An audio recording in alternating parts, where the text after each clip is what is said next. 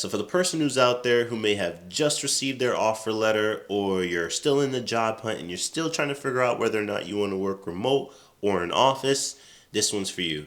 If you're new here, my name is Savion Wright. By day, I currently work as a program manager at Microsoft, and outside of work, I help people like you transition into a program or product management career. In this video, I'm going to highlight what I think are my top 3 pros and top 3 cons of working remote.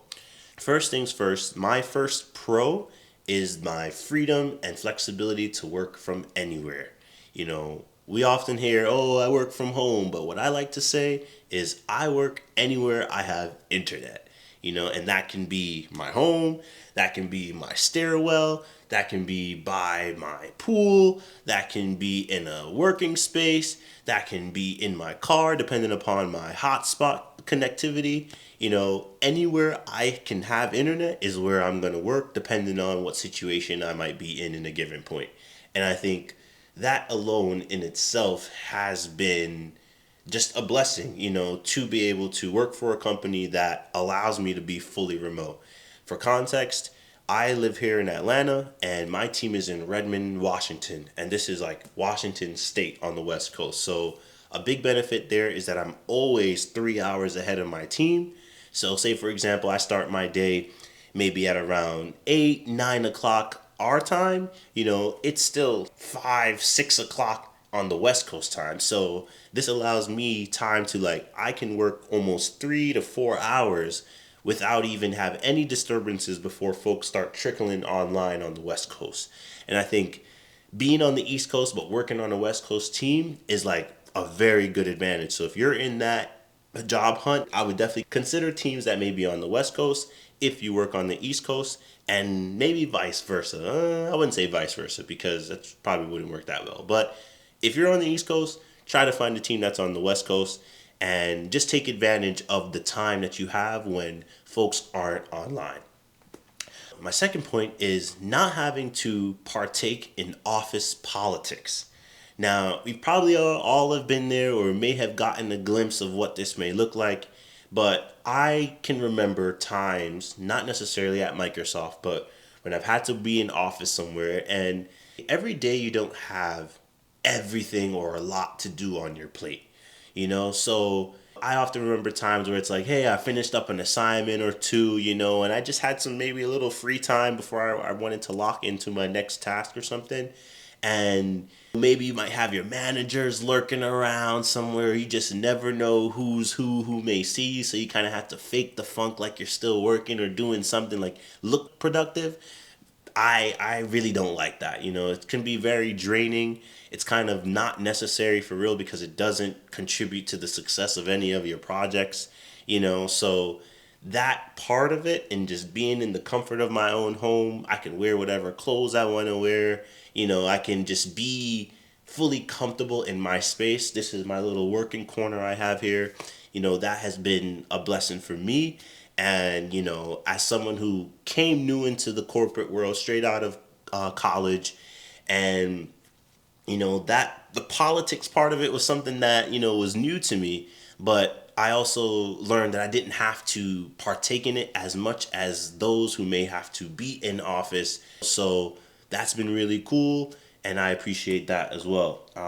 Next biggest thing, as a result of not having to partake in those politics, is I feel like I have an increased productivity. So this is dependent on your learning style and or your working style, but for me, I'm not afraid to say I can be easily distracted. So being able to, close off my room, lock in, sit in this corner, I kind of call it my little bubble.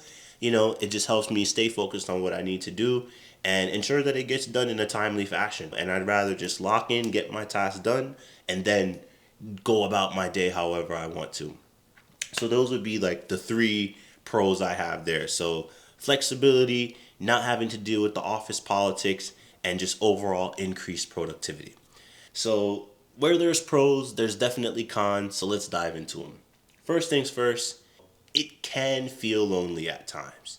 I'm a bit of a introvert slash extrovert, so I have my times when I kind of would rather just be alone, But I do have my times where it's like, hey, I kind of want to be around some people, maybe nudge a couple shoulders or not, give a hug or two, have a couple laughs or whatnot. And it's in those times when I'm feeling more extrovert and I am here on this computer locked in with just by myself trying to work through problems and or connect with people virtually.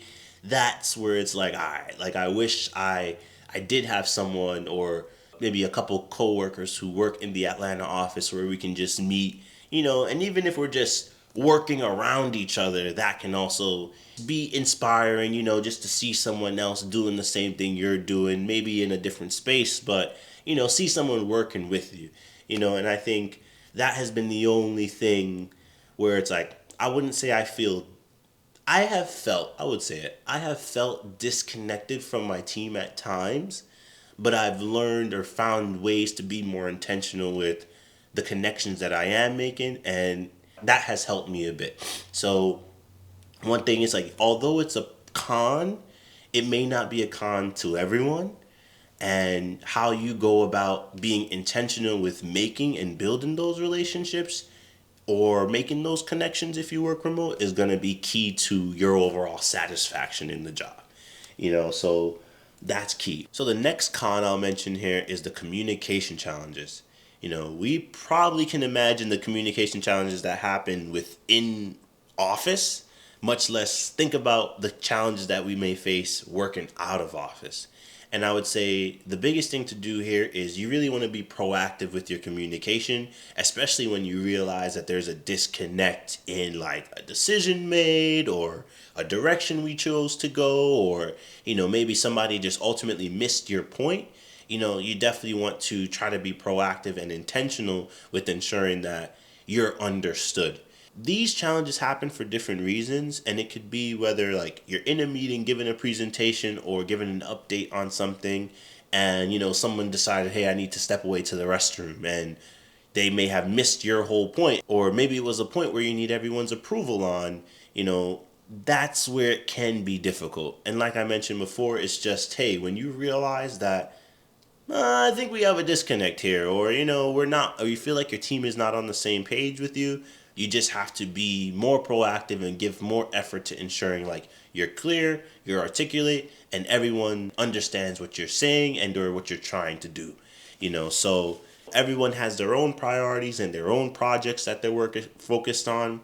So you want to ensure, at least for the stakeholders involved in your projects, that they are clear on what you're trying to do. Because it could just lead to projects being delayed, and then that starts a domino effect of other things as well. So that's definitely been a challenge for me, but trying to be proactive when I realize that, hey, there is a disconnect, and just overall over communicating is the way to kind of deal with this, especially in the remote space. So that's that. So the last con I'll mention is the blurring work-life boundaries. Now, that's the hard part for me, I would say, is that, there's often times where I'm either up very early to start work, or I'm on the call very late because, like I said, my team is on the West Coast time. And sometimes, hey, I may have to join that meeting that starts at 7 p.m. my time, especially if I'm a major stakeholder in the meeting or in the project that we're discussing. So that can be a little difficult. I've also taken lunches here, and my kitchen is right there. So it's like, that feeling of not being able to truly disconnect from work, especially like this is my like personal setup right now, and all I do to switch into work setup is switch that laptop out, so same monitor, new laptop, and that can be different. It's I don't have that commute home from work to kind of like decompress before I dive into family mode. It's like, hey, laptop shut, and usually more than not my daughter's already by my leg, barking at me to do something for her, or my wife is knocking at the door like, hey, like, come give me some attention or something, or come help me or bring me somewhere, or I need something. So there's always that balance, or it's kind of hard to find that balance at times. But, how I choose to combat that is, I have this little ritual before I start work. Basically, it's like I just kind of tap when you kind of walk in through a doorway and you can just kind of tap the frame of the door. Tap that 3 times. I'm locking in, and when I'm leaving, tap that 3 times, and I'm out of work mode. Now in family mode. Now in life mode, and you just got to deal with it. I think it comes with the territory, but you do want to kind of have some type of balance or some type of harmony, I'll say. There's not always going to be balance, especially depending on the level of effort you want to put into your job or your career. However, you do want to have some type of harmony and understand that, hey, work is not everything. There's more to life than work. You are more than just your job and or the role you have, and that also matters as well. You matter as well. So sometimes you do gotta close and disconnect from that laptop or from that job, and be who you're called to be in your life. So and I know that was a lot there, but that is basically it for me. So as far as the pros go, definitely appreciate the freedom. Definitely appreciate not having to participate in the office politics. And I definitely loved, like, overall my productivity being a remote employee. Cons, it goes back to just feeling lonely, the isolation that one can feel, communication challenges that one may have, and also the blurring of work life boundaries as well could be an issue. But I think with just being conscious and aware of all that's going around you is going to be the way you kind of navigate those cons. And I hope that helps as far as, like, if you're on that journey, like I mentioned, and you're still trying to figure it out what you want to do. For me, I'm choosing remote. I'm choosing remote because of the flexibility it offers me for other life endeavors. When I'm not in a meeting, I can do whatever it is I kind of want to, as long as I've had my work done, outside of a meeting. Show up for my meetings on time, handle what I got to do for work, but outside of work, my time is my time, and I really appreciate that. I love the autonomy I have in my role, especially as a PM, so, don't really have, like, a boss hounding me. Yes, I have my leadership that I have to report to and ensure that they're up to date on what's going on. But as far as, like, hey, Sav, I feel like I have that trust within my team to say, hey, Sav, you can handle this. You have all the resources. You know the people to contact if you need, and you can get it done. And I love that responsibility that I'm given in my role. All right, so I'll wrap this up here. Thank you all for the time, and I'll catch you in the next one.